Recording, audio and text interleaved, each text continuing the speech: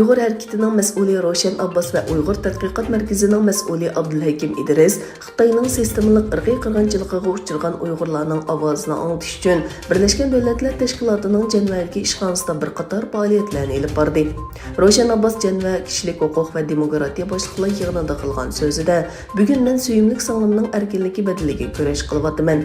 Xitoyning insoniyatga qarshi urushi aniq. Bu bir ayollarga qarshi urush, bolalarga qarshi urush, fikr, demokratiya va insoniy qimmat qarshiga urush. Vaholanki, dunyoning ko'pinchisi sukutda turadi. Xitoy muvaffaqiyatli holda xalqarodagi irqiy qirg'inchilik jinoiy qilmishlariga qarshi ayblashni jimoqtirdi. Birlashgan Davlatlar Tashkilotiga qarang.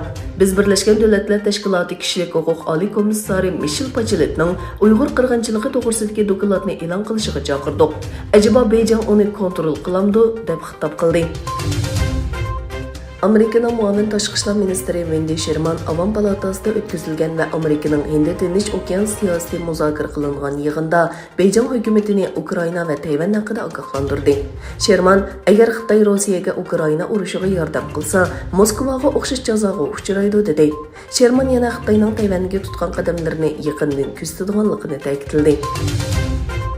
Amerika Tashqi ishlar ministrligi Amerika parlamentiga F-16 tipli aeroplanlarning Turkiyaga setilishi to'g'risida tavsiya xati avatib, F-16 ning setilishi Amerikaning manfaatiga mos keladi hamda Shimoliy Atlantik ahdi tashkilotining uzun muddatli planiga xizmat qiladi dedi.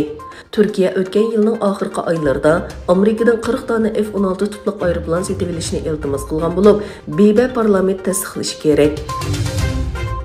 Hamdullah Vali va Nur Muhammad Rozi ismli ikki Uyg'urni tutqun qilib, Xitoyga o'tkazib berishga tayyorlik qilayotgan Saudiya Arabiston hukumatı o'tgan hafta Makkada o'ltirishliq bir Uyg'ur ayol bilan uning 13 yoshli qizini tutqun qilgan. Xalqaro kechirim tashkilotining 4-aprel e'lon qilgan bu haqdagi jiddiy chaqiriqda bu xalcham abla va uning 13 yoshli qizining 31-mart payshanba kuni Makkada tutqun qilinib, musofirlarni qaytarish markaziga qamalganligini bildirgan.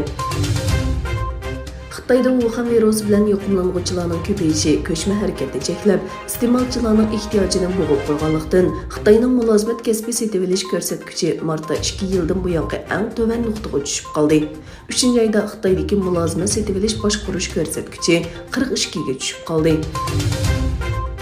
Amerika eng yangi bir qator embargolar bilan Rossiya banklari va sarxillarni qaytadan nishonladi. Bu embargolarda Amerikaning Rossiyaga mablag' selish cheklandi. Amerika yana Rossiya prezidenti Vladimir Putinning ikki cho'ng qizi, tashqi ishlar ministri Sergey Lavrovning ayoli va qizi va Rossiya bexatarlik kengashining a'zolariga jazo yurgizganligini e'lon qildi.